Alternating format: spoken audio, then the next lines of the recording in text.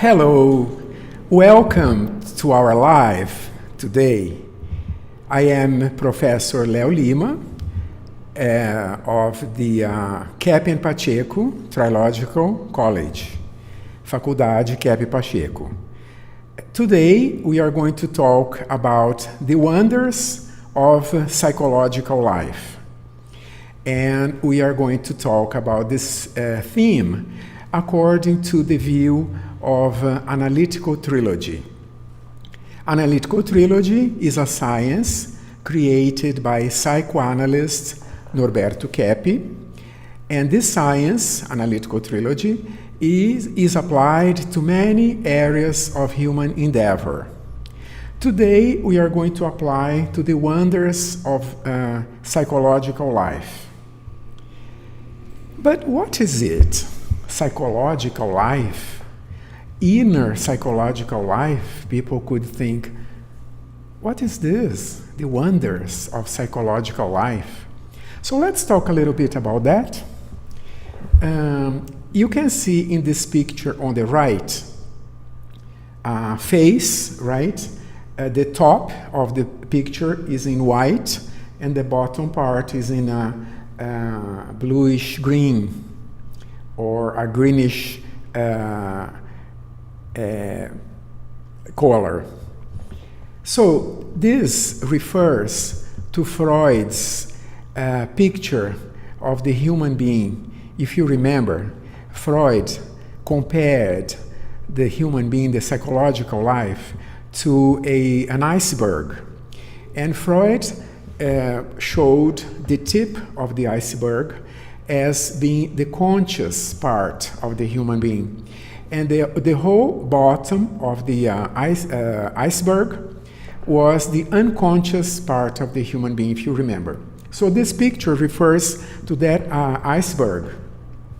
Here, the top of the picture, you see the conscious part, and this huge, this enormous bottom part here, representing the part of the personality the person has no idea about, or rather, the person knows about it, but the person tries to hide it from himself, right?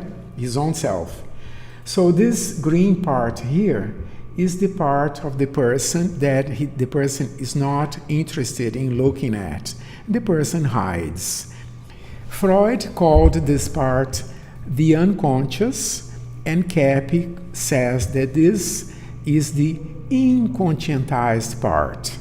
In other words, many emotions, many things, many ideas, many thoughts, many feelings, many actions we have, we are not prepared to look at. We are not prepared to see, to deal with. So we try not to look at that. So you see here also the picture of a whale, right?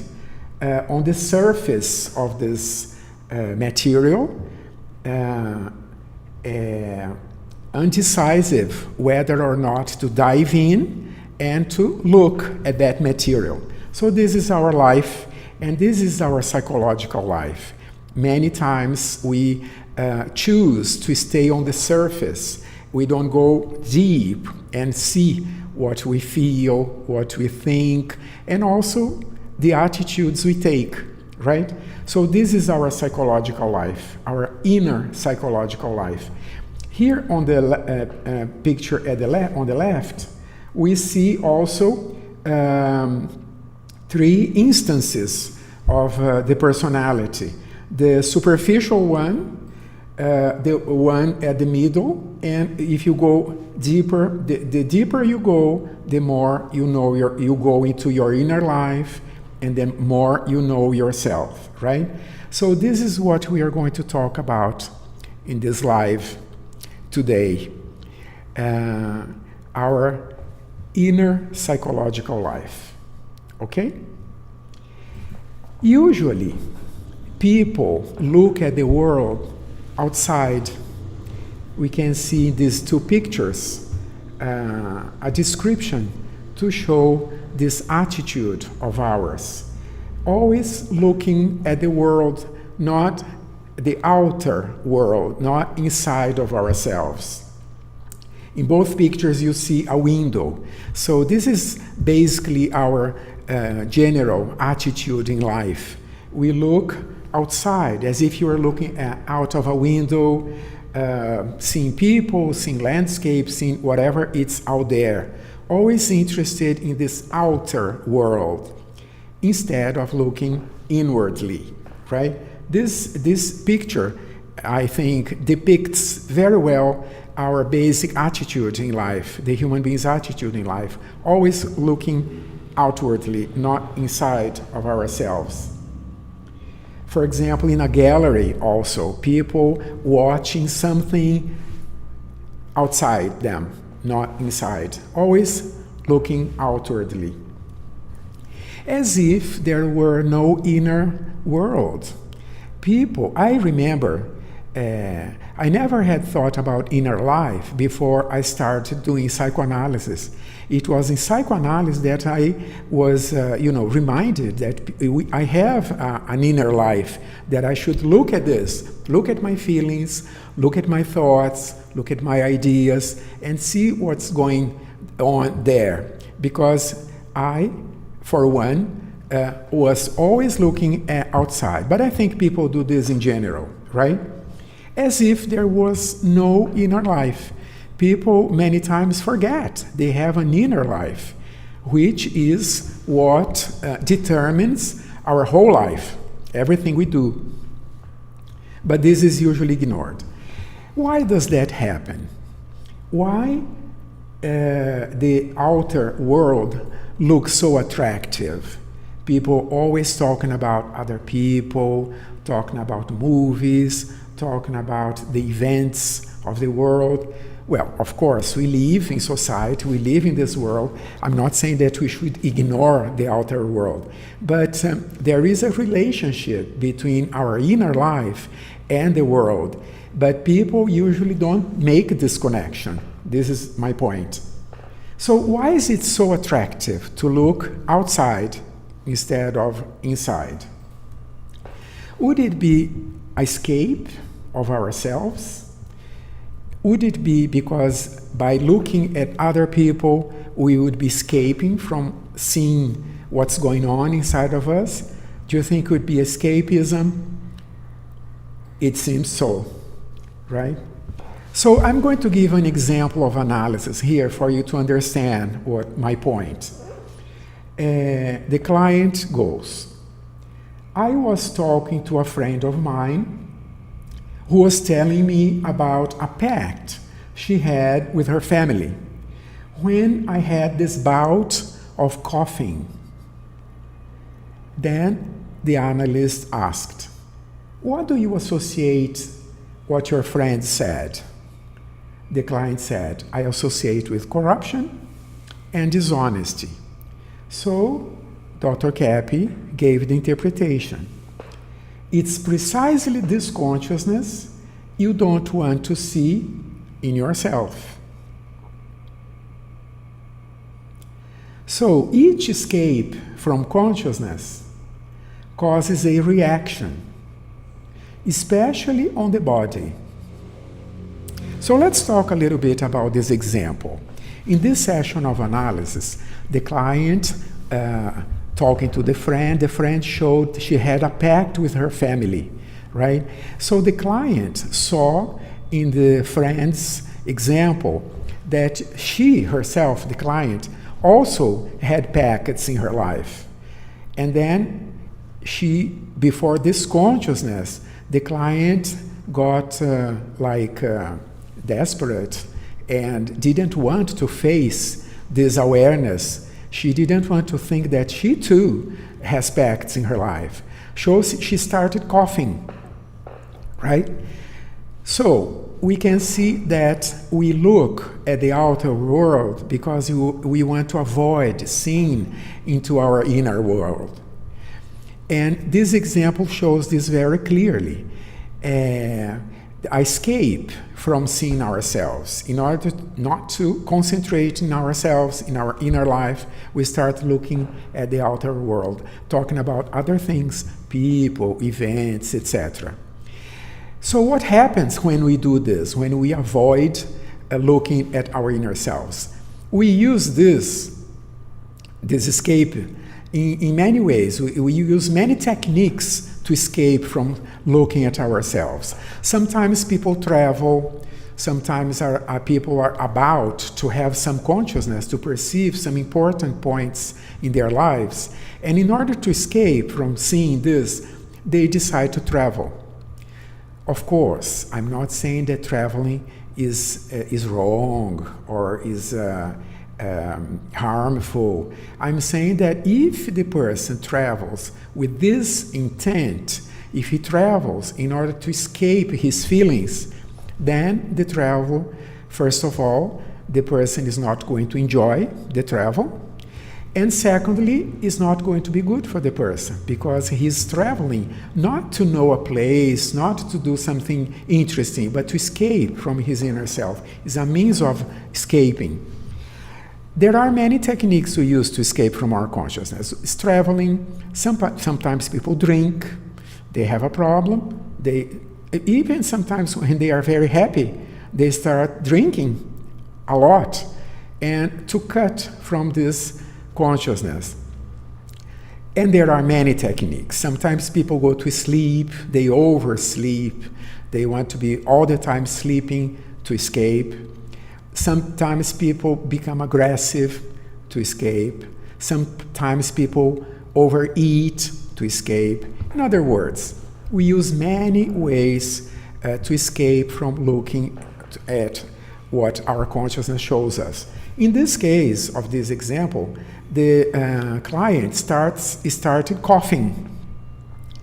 And this is what we call somatization. Somatization, soma means the body, right?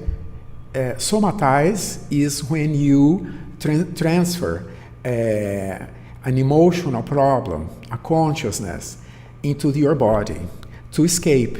So when we get sick, physically, organically, is a means of not paying attention to our consciousness. Because when you are sick, you are in pain, you feel uncomfortable, so you put all your attention to your disease, and then you escape from seeing what your consciousness is showing you. So becoming sick, becoming organically, physically sick, is a good way to escape from our consciousness, from looking at our inner lives. This was what happened in this example. The client started coughing to avoid seeing that she has pacts in her life. She makes pacts in her life, as much as her friend did, right? So, mostly we only concentrate in the outer world to escape from seeing our inner lives. This picture here shows a museum and people watching a picture, again looking only at outside.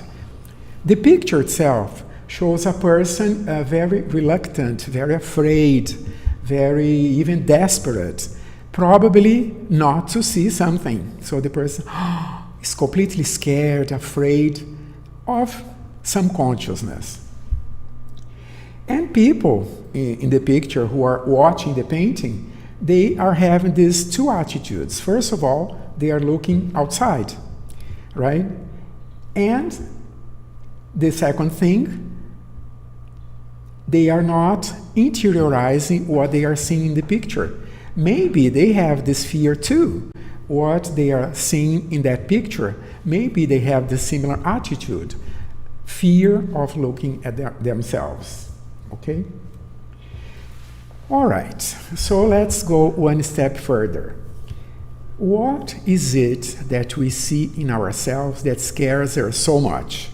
Why are you so reluctant, sometimes afraid, sometimes even desperate, not to see what's going on in our inner lives?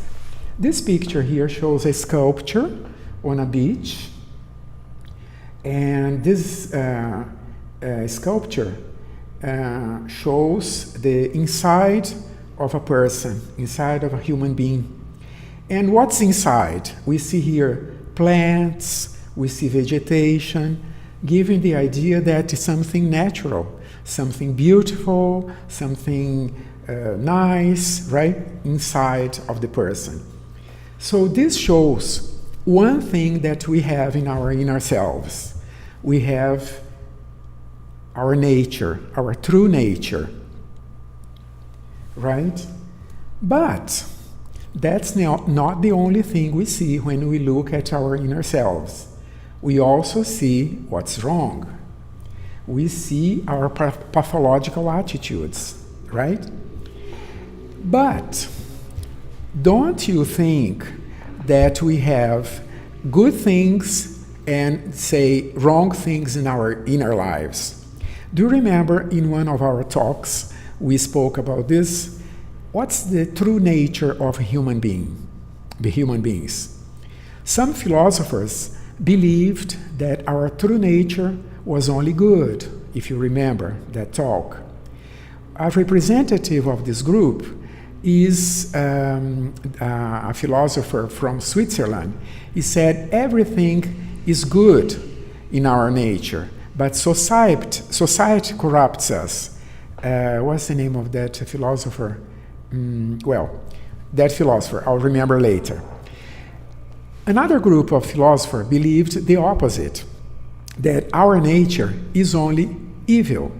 And that was Thomas Hobbes, the English philosopher. He said, our human nature is only evil. And there was a third group that believes that we have both. We have good nature and bad nature. A representative of this group is Freud. He said we have instincts of life, which is love, and instincts of death, which is he called thanatos, right? So he believed that we have half and half. And also Eastern philosophies from India, also from Tibet, they believe we have these two sides, a good side and a bad side. But here, we are not saying this, that when you look at your inner self, you see your good nature and your bad nature, because there is no bad nature. Keppe clarifies this research, this topic, by saying that our nature is really only good, right? But when we reject this good nature, we don't want to be good, we don't want to have good actions, we refuse being beautiful and doing beautiful things, then when we refuse, when we go against this good nature, then we had this evil in our attitudes. It's not part of our nature. We act this way, but it's against our good nature, which is the real one. So when I say here that we see the wonders of our nature and also our pathology, I'm not saying that we have good and bad in ourselves. Our nature is only good, but our attitudes can be pathological. And then when we look at our inner lives, we see these two elements, right? Very well. Let's move on. Consciousness is not selective. What does that mean? It means that consciousness shows both, shows what's right and also shows what's wrong. You know, consciousness, you can compare consciousness with a light. When you turn on a light in a room, the light doesn't show only what's correct. For example, objects that are good, clean, in one piece. The light also shows broken objects, dirt objects. So the light is not selective. If you turn on a light in a place, it will show everything. it will show good objects, clean objects, and will also show broken objects, of course. So light is not selective. Once it's on, it shows everything. So consciousness can be compared to this light. When we have some consciousness, you see everything. You see what's right, and you see what's wrong. We don't like this. We would like consciousness to be selective. I mean, we would like consciousness to show only good things, but it doesn't work like this. Consciousness shows problems too. And then, what happens in this situation? When you have consciousness, you see what's right, you see what's wrong. You see people's qualities, and you see people's problems. You see your qualities, and you see your problems. Consciousness is not selective, as we wish, right? And then what happens? We want to see only what's good, only what's correct, and forget about what's wrong, forget about problems. And this is impossible. So what happens here? When we try not to see our difficulties or other people's difficulties, we don't see sanity either. What happens? The person, if you turn off the light, you be in darkness. This is what happens when we avoid consciousness. If we don't want to see our problems, we don't use our qualities either. So this is when people become dull, people become lifeless, people become depressed. You know, people don't shine anymore. Like Christ said, Christ made this analogy with the human being with a light. He said, you are like a light, like a candle. You should be put on top of things to light up the world. Meaning that the human being is the most important being in the universe, in the planet at least. So that we have this similarity with God. We were made similar to God because we have good, we have beauty, and we have truth in our inner selves. We are the only human beings on this planet like this. You see, we admire flowers. We admire flowers so much. We admire birds. When you look at nature, you see so many good things, so many beautiful things you admire. So our inner selves is even more beautiful than that. Because besides beauty, it has also truth, and it has goodness. So the human being is like Christ said, you are the top of this planet. You have to help the planet with this good you have inside. But we many times don't do this. Why? We don't contribute with our qualities, right? With our gifts that everybody has. Everybody has gifts. Every human being was created to contribute with something. Everybody is important in that sense. But not always do we use this to contribute to the world. Why? Because we turn off the light of our consciousness. Because we don't want to see our problems. We want to believe we are perfect, and we are not. So we turn off the light. And then when we turn off the light, we cut off our qualities as well, right? That's the problem. Consciousness is not selective. So what would be the solution? We have to face our problems, right? We have to face our difficulties. And this is a difficult thing for the human being to do. Because of our inversion, we think that if we see our difficulties, then we will have that difficulty. If we don't see them, if we ignore them, they don't exist because of inversion. But also because of arrogance. We want to think we are perfect. We need to be humble to see that we are not perfect. We can try to do our best, of course, but we are not perfect. And because of envy too, because we want to be the ones to shine. We don't want to accept the beauty of nature. Many problems we have to cope with, right? The same way, when we don't want to see our problems, we don't use our qualities. When we accept seeing our problems, our true reality can appear. Like in this picture here, we see the heart representing good, representing our real nature. It's there inside. If you look at your problems, if you control your problems, this real nature will flourish, right? So why does that happen?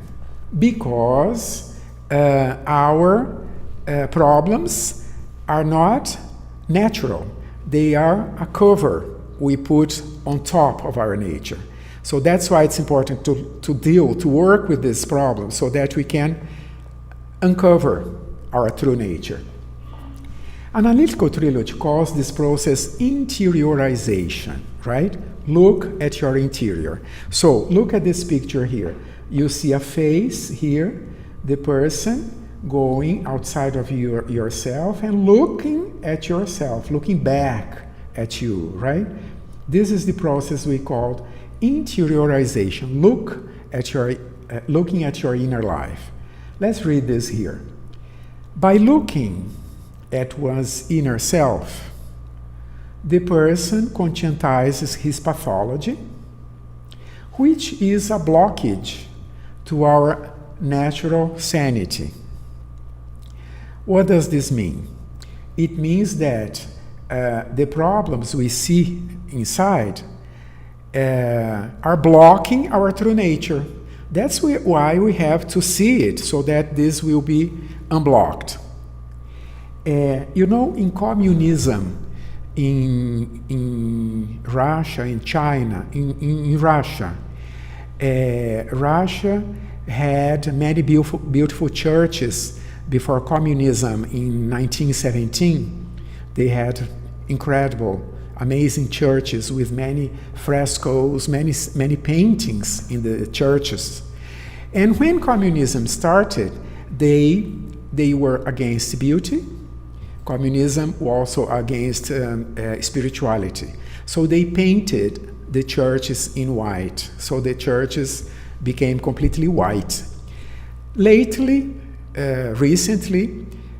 people started removing this paint. And what did they find underneath the white paint? The wonders of art in the churches, the marvelous things that were there before and were painted by the Communist Party. We can compare this to our inner lives, our inner selves. It's beautiful inside by creation. It's not our merit. It's not for us to become megalomaniac because of this. This is God's creation. This beauty in our inner selves is not us. It's a creation of God. So there is this beauty, but we cover up with pathology, like communism did in churches in communism. So we have to remove this paint to let our true nature flourish. And this is conscientizing our pathology. Pathology is not real, it's not in our nature. It's there, but it's only an attitude. We have to work with this to remove, and then our nature can come up. Freud noticed that human beings project their problems onto other people. Remember the concept of projection? Freud found out this attitude in 1895, and he called this projection. We don't want to face our problems, we see them on other people, we project. Keppe did the opposite. He said we have to interiorize what we see in other people. Now, pay attention, we have to make a clarification here. Interiorization is not internalization. Freudian analysis, traditional analysis, they have this word, internalization, which is different from interiorization. I'm going to explain the difference. Internalize is when the child observes the father, they observes adults around him, and he is going to see the qualities of these adults, the qualities of his father, in himself. That's why Freud called this internalization. Internalize. See the qualities of your father in you, right? So the child, according to Freudian explanation, the child would learn good elements in life. The father's ethics, the father's honesty, the father's truth. He would internalize the father so that the person would develop these elements, ethics, honesty, etc. Right? This is internalization. Interiorization is different because it's not the qualities of your father that you're going to see in yourself. You already have these qualities in yourself. You don't need to use your father's qualities. You have these qualities in your nature. You have ethics in your nature. We were created like this, right? So, when we interiorize, we look at our own selves and the qualities that are there by nature. We are not seeing the qualities of our father. So, interiorization, it's not internalization, right? Pay attention because this is similar. People can be mistaken, confused in that sense. So interiorization is to look at one's psychological inner self, not your father's qualities. Let's see this video.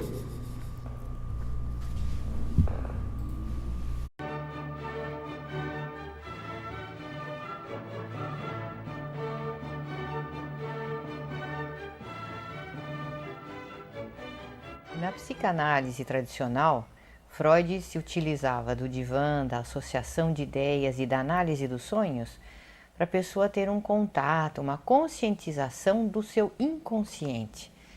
Keppe visa usar um método estritamente científico, também se utilizando do divã, da associação dos sonhos, da análise de atos falhos, para que a pessoa, mas não só isso, para que a pessoa se conscientize da sua vida interior. Mas como vida interior, Keppe entende muito mais do que o inconsciente. Entende esse campo todo de sentimentos, de pensamentos, de intenções e da consciência. Agora, como obter melhor esse contato com o interior? Porque tudo na nossa vida, na sociedade, e a própria inversão da qual nós somos sujeitos, nos leva a olhar para fora, a reparar nos nossos pais, na sociedade, no nosso marido, na mulher, nos filhos, no patrão, no mundo externo. E não perceber que é um mundo interior, que existe um universo muito mais rico, muito mais amplo do que qualquer coisa que está no exterior. Mas também a nossa psicopatologia. Então, Keppe se utiliza na prática de um elemento que é a técnica da interiorização ou até do espelho, poder-se dizer, uma dialética para que a gente possa ver quando nós nos incomodamos ou nos admiramos com algo em outra pessoa, a gente pode, através de associação de ideias, colocar aquilo no nosso interior. Assim como nós não podemos olhar para o nosso rosto, nos conhecer, precisamos de um espelho nós nos utilizamos do mundo exterior e do outro para esse espelho, para vermos esse mundo incrível que está dentro de nós e que não está sendo devidamente utilizado. Então, essa técnica de interiorização permite, inclusive, que o analista não precise fazer nenhuma espécie de interferência na vida da pessoa, na vida psíquica. Ele, através dessa técnica, ele permite, ele facilita que o cliente se conheça por dentro.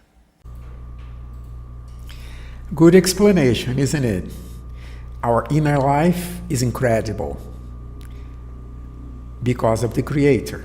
It's not our merit, but there are wonders, there are marvelous things there. But there is also our pathological attitudes. And when we look at ourselves, we have to look at both. And how to look at this, Dr. Claudia explained. Have you noticed, for example, you can look at your foot and you can talk about your foot. You can look at your belly, almost. Not always. Sometimes you can look at your belly and you can talk about your belly. But can you look at your eyes? How can you look at your eyes? You can't look at your eyes, except by looking at a mirror. Then if you look at a mirror, then you see your eyes, right? So this happens with our inner lives, as Dr. Claudia has just explained. We have to look at other people. Other people, they work like mirrors to us. When you look at the mirror, you see yourself. Look at this picture here. A person is trying to look at his inner self, his eye, and also his inner self. How is that possible? It's not possible directly. You know, there is something very interesting. People who work with human rights, sometimes they interview candidates for a position, and many times the interviewer asks candidates, tell me something about yourself, tell me some difficulties of yourself. And then the candidates usually they say, you know, a big problem I have, I work too much. So of course, working too much is not a problem, right? So the candidate doesn't want to talk about his faults, about his weak points. So they put working too much as if it was a big problem. They say, my biggest problem is that I work too much, meaning they are perfect, right? Interviewers know this very well. So, and why I'm saying this? Because when we want to talk about our problems, many times we don't want to do it, but many times we cannot. It's impossible for you to see your problems directly. You don't see them. Like we cannot look at our eyes. We don't see our problems. So the only way we can talk about our problems is by talking about other people. The mirror. Mirrors show ourselves, of course. Right? Except when we are vampires. Then we don't see our image reflected in the mirror. But if you are not vampires, we see in the mirror who we are, correct? So, people speak about themselves through others. That is, what a person is unwilling to admit about himself, he reveals in the comments he makes about other people and other things. This is Dr. Claudia's words, which I took from her book, The ABC of Analytical Trilogy. Dr. Claudia has a chapter in this book called Interiorization.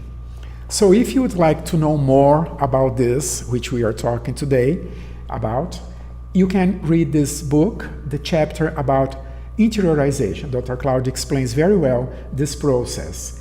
In this picture, you can see the person painting. He thinks he's painting another person, but he's projecting on his painting himself. In psychology, there is a very renowned test of personality called Rorschach. This test works based on this. It shows some pictures, and what the person talks about that, it reflects his personality, and then the psychologist analyzes the person's personality from what the person said. People see different things in the same image, meaning each person sees what himself is, right? So this is the interiorization based on the principle that you only know yourself when you talk about other people.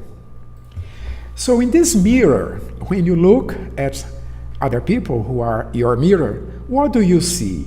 You see your true self. Sometimes you think you are a very good worker.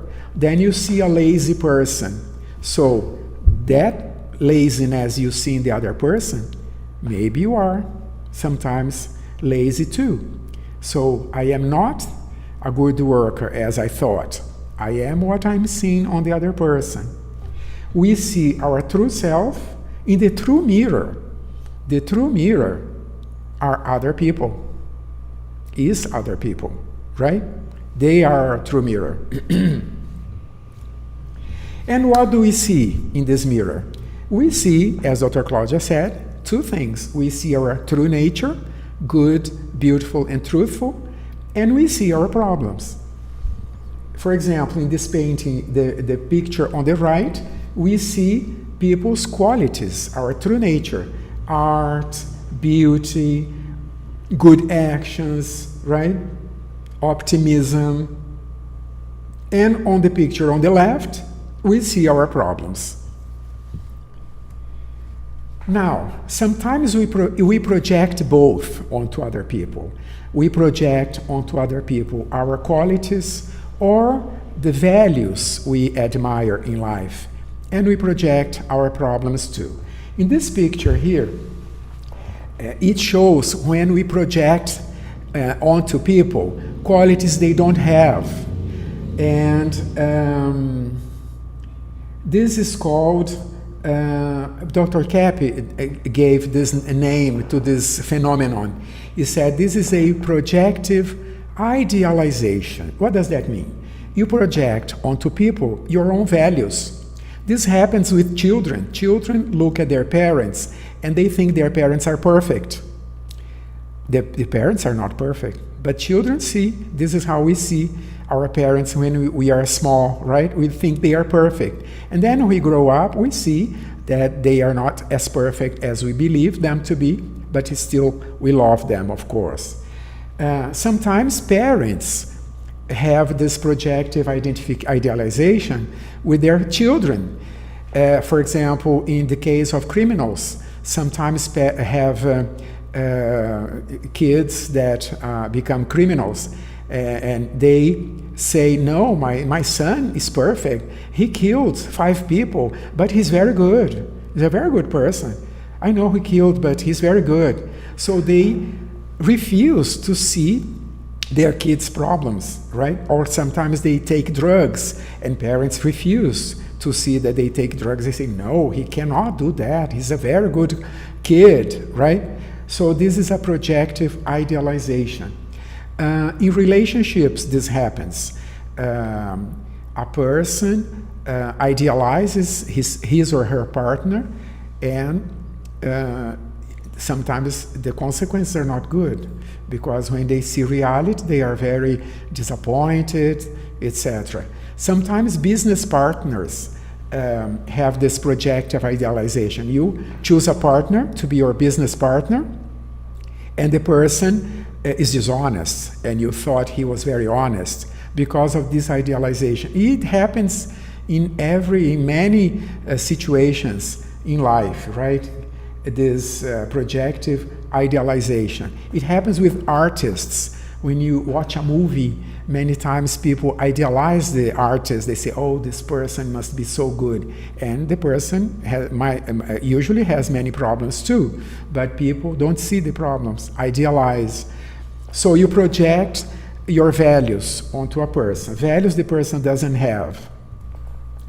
Or when you project your problems, we have a projective identification. which is a word used by Melanie Klein, the Viennese psychoanalyst. You see on other people your problems. This is a projective identification, and we do both in life. We do projective identification and projective idealization. So that's why it's important for us to look at our inner selves, to understand this phenomenon and solve them, so that we can be normal human beings again, right? Not so pathological. So we can have two reactions. When we see our inner lives, if we don't accept what we see, then we become alienated. We look outside again. We don't want to look at our inner selves. We become alienated. Then we can react with depression, frustration, anger. All these are attitudes of refusing to see how we are.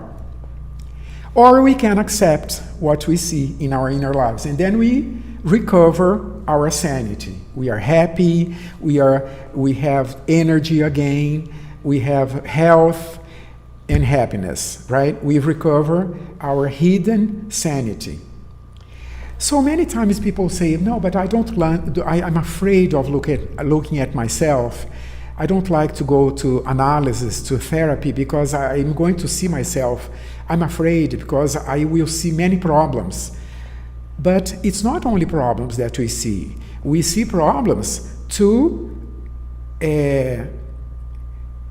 that our sanity can flourish, right? That's the good point of seeing our problems. We are not going to see our problems to kill ourselves. We are going to see our problems to control them and have a balanced life. Like in this picture, if you look at yourself, you look at your problems, the flowers will come up. This is the point of seeing our problems. Like here, if you talk about your problems, your qualities will appear.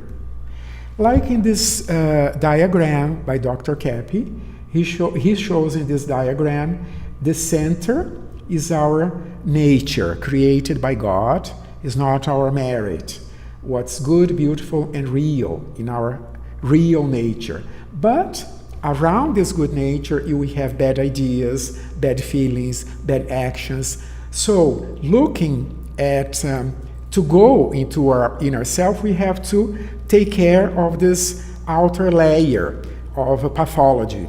We have to go through this to uncover our sanity. In his book, O Homem Interior, The Inner Man, Dr. Keppe shows the path to sanity is conscientize our pathology, right?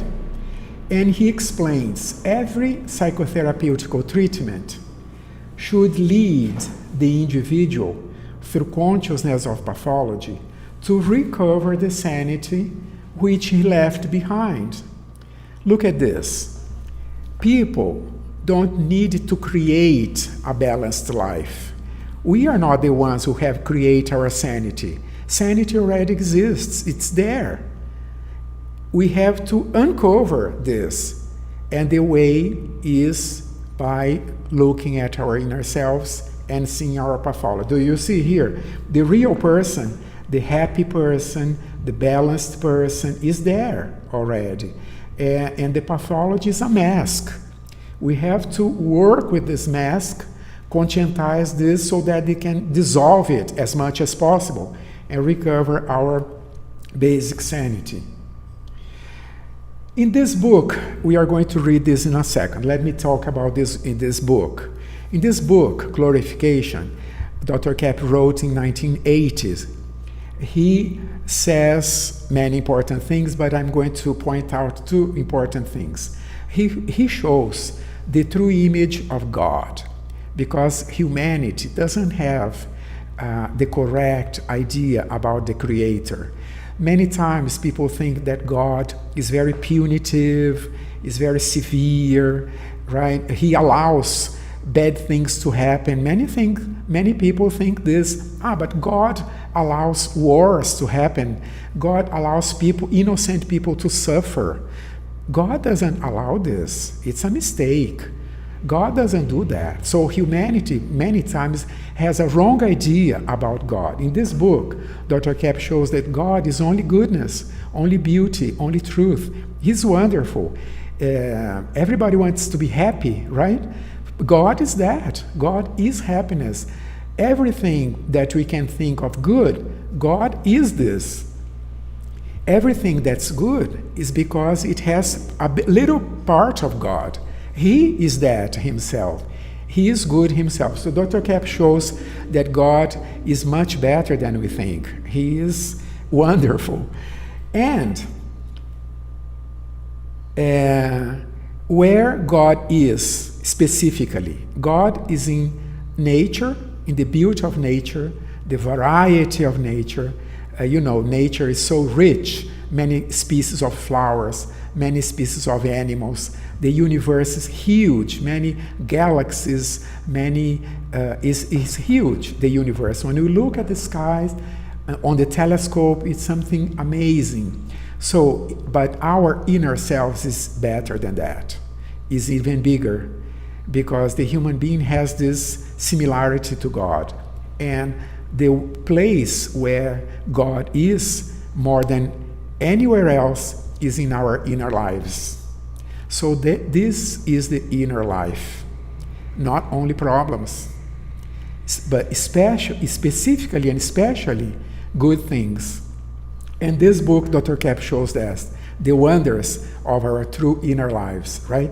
And in the last part of the book, he shows how we cover up these wonders. And he shows our pathology, he shows our theomania, envy, fantasy, for us to take care of this and recover this beauty of our inner life. So he says, we are founded on the most incredible thing, marvelous things that exists, but we close our eyes to this. Our conduct is to stanch the good work of God, right? To stanch is to block. We try to block, and this is impossible. Thank God. And then when we do this, we become like dead people with no life in ourselves. There is a session of analysis here. We are going to finish in a few minutes, okay? In a session of analysis, the client says, I hate C. What do you associate C with? With beauty. So the patient hated beauty. He saw beauty on the client and he hated the person. So in fact, he is against beauty in his life. And in fact, this person was not able to work, and he was very much against his father. And his father was very active, right? So it was this rejection to beauty this person had. Here, the illustration is a painting by Paul Gauguin, the French painter from the 19th century. The name of the painting is Advice on Overcoming Rejection. So, Dr. Keppe says, we live in this world. This world is divine. There are no two words, good word and bad word. It's the only good word, but we try to destroy this good world. Here is a painting from the Flemish school from the 17th century named God Creating Animals and Birds. I mean, God only created what's good, right? We have to accept this beauty waiting for us. And this is in our inner lives. Another session of analysis, the person says that he didn't like... I've always been of the opinion that women weren't any good. When my brother was dating a girl, I wanted to separate them. Then Dr. Keppe asked him, what do you associate this as separation? He said, separation, putting them apart. Dr. Keppe said, this shows that you want to separate love from yourself. People don't accept what's good, and That's why we don't use the wonders of our inner life. The illustration here is a painting by the Norwegian painter Edvard Munch called Separation. Let's listen here Dr. Keppe again. É que o ser humano, quando ele não quer ser o que ele é, na origem, né? Bom, belo, verdadeiro, então ele se torna assim um indivíduo doente. E em seguida, em quinto lugar, né? Se ele não quer ser perfeito como era na criação, se torna um ser assim, vamos dizer, maligno. Que a questão da doença está aí, né? Que o indivíduo cai doente quando ele não quer o bem, não quer a saúde. Se o ser humano aceitasse todo o bem que tem, nunca seria doente, inclusive. Agora, nós temos que ver, né, por que ele não aceita. Aí entra a questão da inveja, a questão da soberba, da arrogância, da raiva. Então, o ser humano, ele tem problemas porque ele não quer a virtude. Okay, so as Dr. Keppe explained, this is the inner world we have access through consciousness, right? We have the whole universe for living. In the geographical plane, we have billions of light years of space and galaxies, and on the psychological plane, we have goodness and absolute love. So we have everything in our inner lives. It's really wonderful. But to look at that, we also have to take care of our pathology. And a last sentence by Dr. Keppe. Eu vou pôr aí uma última sentença para os senhores pensarem bem sobre ela. O indivíduo bom se interioriza e o doente exterioriza. Então, eu quero dizer o que com isso, né? Que o indivíduo bom, quer dizer são. Ele tem contato com ele, vendo não só as qualidades, mas principalmente as mazelas que ele tem. E o indivíduo doente vê tudo fora, coloca as virtudes e as mazelas nos outros. So, we are having a course about this book, Glorification, right? Today, unfortunately, you could not dialogue with me because it's live.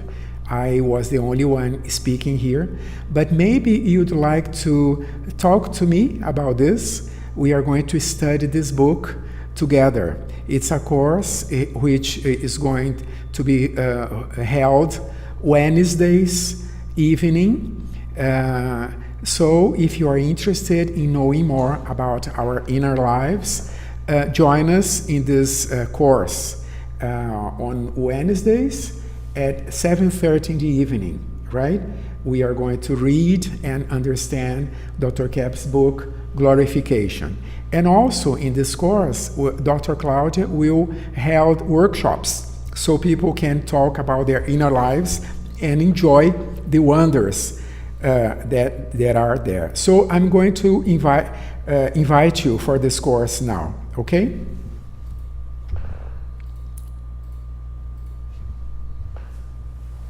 Hello, this is Sari from Faculdade Trilógica Keppe Pacheco.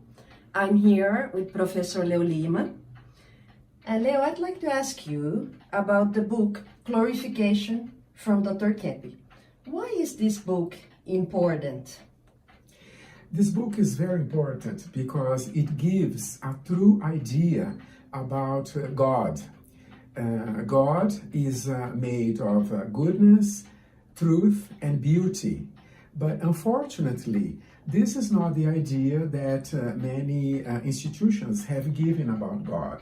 They say that God is punitive and something boring even. So this book, Dr. Keppe shows, reveals the true image of God. Well, that's very interesting. So you are going to make a course to study this book with students. Yes, we are going to have this 4-week course.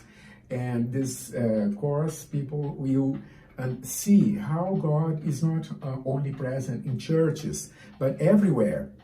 even, for example, in factories, whenever people are working, doing something good, useful, and truthful, God's present, not only in churches. It's important for people to know this. And in this course, you also have therapeutic workshops with Dra. Claudia Pacheco, the director from the college. Why therapeutic workshops are connected to spirituality? Because in these workshops, we are going to analyze psychopathology, conflicts, and then when people look at their inner lives, they will make possible this goodness of God to come up. Only by seeing our difficulties, we can come closer to God. That's why we are going to have these workshops. It sounds like a practical course. Very practical. Sociotherapy, spirituality. Yes. So we hope you can join us. Join us. See you. See you.